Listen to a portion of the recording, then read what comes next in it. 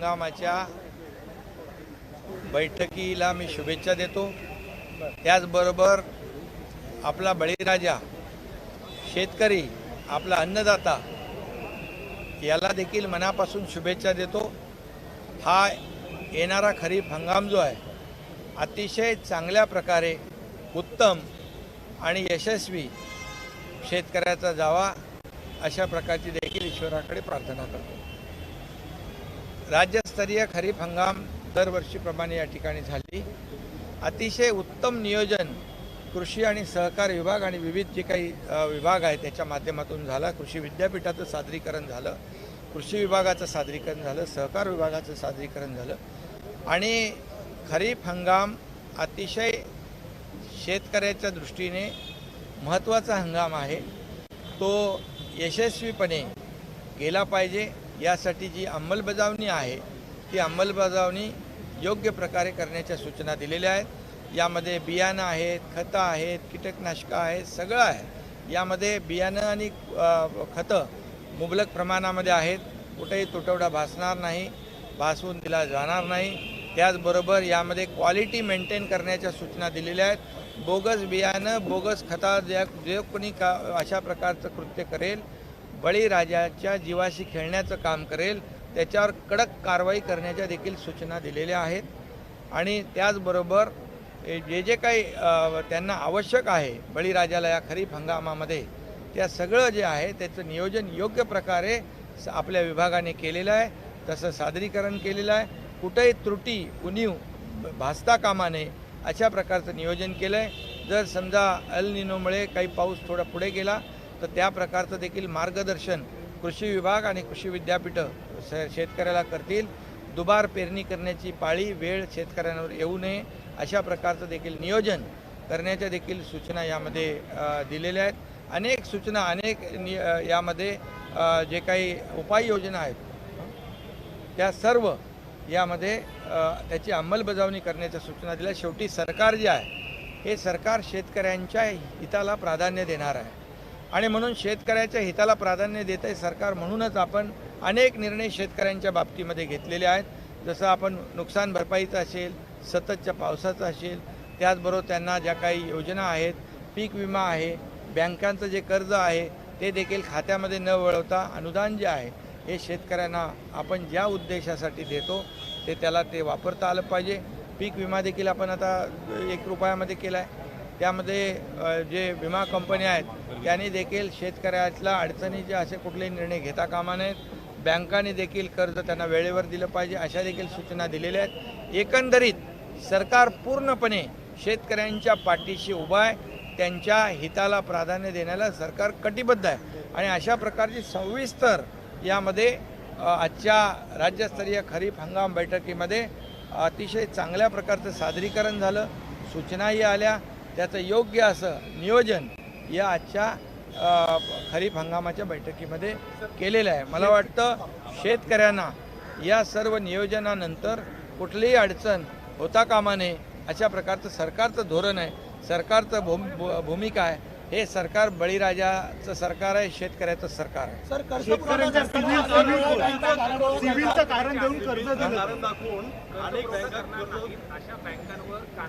बिलकुल तशा प्रकारच्या देखील सूचना दिलेल्या आहेत की जे बँका आपल्या जबाबदारीने वागणार नाहीत, शेतकऱ्यांच्या बाजूचे निर्णय घेणार नाहीत, त्यांना मदत करणार नाहीत, त्यांच्यावर कारवाई केली जाईल। क्लायमेटबरोबर आपण करार करतो, हवामान विभाग असेल दरवेळी अंदाज चुकतो आणि दुबार पेरणीची संकट सगळे शेतकऱ्यांवर असतं, यावेळी काय कारवाई केली? यावेळेस बिलकुल अंदाज चुकणार नाही, कारण आम्ही 11 महिन्यापूर्वी एक सरकार चांगलं स्थापन केलेलं आहे, अंदाजाचं चुकणार नाही। एक सवाल अगोदर चुकले असते। नीती आयोगाची बैठक आहे, त्याला उपमुख्यमंत्री आणि तुम्ही जाणार? नीती आयोगाची बैठक दरवर्षीप्रमाणे असते। प्रधानमंत्री महोदयांच्या अध्यक्षतेखाली अतिशय राज्याच्या दृष्टी आणि देशाच्या दृष्टीने अतिशय महत्त्वाची नीती आयोगाची बैठक असते। यामध्ये राज्याच्या विकासाला चालना मिळते, अनेक निर्णय जे आहेत राज्याच्या हिताचे होतात केंद्र सरकारच्या वतीने आदरणीय प्रधानमंत्री महोदयांच्या माध्यमातून आपल्याला मोठ्या प्रमाणावर मदत होते।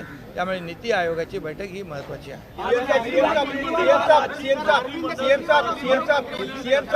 मंत्रिमंडळ विस्तारासंदर्भात दिल्लीमध्ये चर्चा होईल का नीती आयोगाच्या बैठकीत? लवकर निर्णय होईल।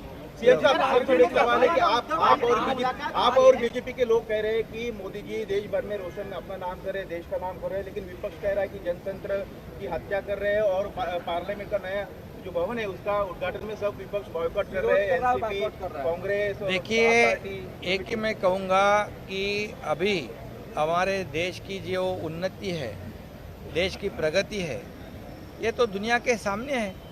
जो 11वें इतने देशों की अर्थव्यवस्था अब खतरे में आने के बावजूद हमारे देश की अर्थव्यवस्था 11वें नंबर से 5वें नंबर पर लाने का काम किसने किया है?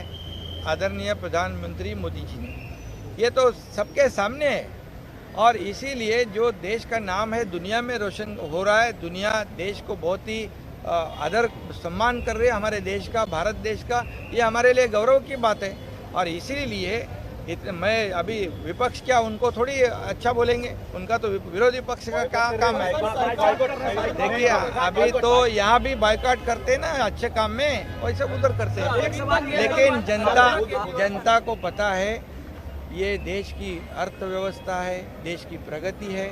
ये सर्व सामान्य जो लोग हैं, किसान हैं, ये आदरणीय प्रधानमंत्री महोदय जी ने किसानों के लिए, प्रगति के लिए, इंफ्रास्ट्रक्चर के लिए, महिलाओं के लिए, समाज के हर एक घटक के लिए, विद्यार्थियों के लिए जो निर्णय लिया है वो दुनिया के सामने है। और इसीलिए आपको बताऊंगा G20 जो G20 20 देशों का G20 है, उसकी प्रेसिडेंटशिप हमारे देश को मिलती है। इसका मतलब क्या है?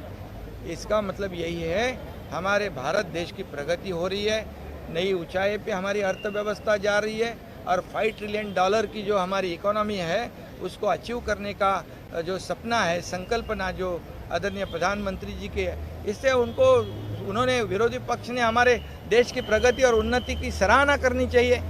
उनके लिए अच्छा सोचना चाहिए, सहयोग करना चाहिए।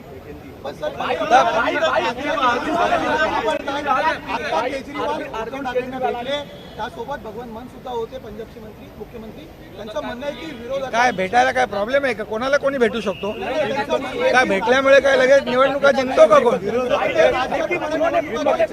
काय नाही, काय याच्यात, अरे याच्यामध्ये काय भेटण्यामागे असं काय जादू आहे का, कुतूहल आहे का, काय आहे? त्यांचं म्हणणं आहे राज्यात तुम्हाला निवडणुका घ्यायच्या नाही, फक्त केंद्राच्या निवडणुका तुम्ही घेताय, राज्यात निवडणुका घ्यायला तुम्ही घाबरताय, हुकुमशाही करायची तुम्हाला। जरूरी है, अभी नहीं तो कभी नहीं, देश में तानाशाही चल रही है। ये कौन तय करेगा? ये देश की 140-130 करोड़ जनता यही तय करेगी। तो जनता को पता है किसने इतने सालों से देश को लूटा है और किसने इस पिछले 8-9 सालों में ये देश की प्रगति जो है 70 साल में नहीं हुई, वो 9 साल में हुई है। ये तो जनता जानती है और जनता बहुत ही समझदार है, बराबर समय सूचकता उसके पास है, बराबर निर्णय लेगी और वो आप देखोगे।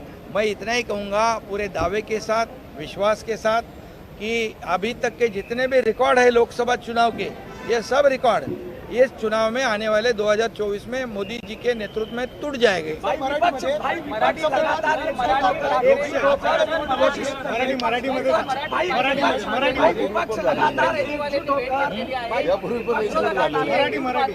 अरे बाबा, यापूर्वी एकजूट झाली ना, बघितली ना तुम्ही सगळ्यांनी, देशाने बघितली नाही एकजूट। अरे ह्याच्यामध्ये आता सगळीकडे बॅनर, कोणाला प्रधानमंत्री व्हायचं आहे, कोणाला मुख्यमंत्री व्हायचं आहे, हे सगळं चालू आहे। त्याच्यामुळे लोक यापूर्वी देखील अशा प्रकारच्या सगळ्या पक्षांनी एकत्र येण्याचा प्रयत्न केला आहे, परंतु या देशाला पुढे न्यायचं असेल तर मोदी साहेबांच्या नेतृत्वाखाली हा देश पुढे जाईल, हे देशातली जनता समजून आहे। त्यामुळे अशा प्रकारचे एकजुटी आणि बैठकांनी काय फरक पडत नाही।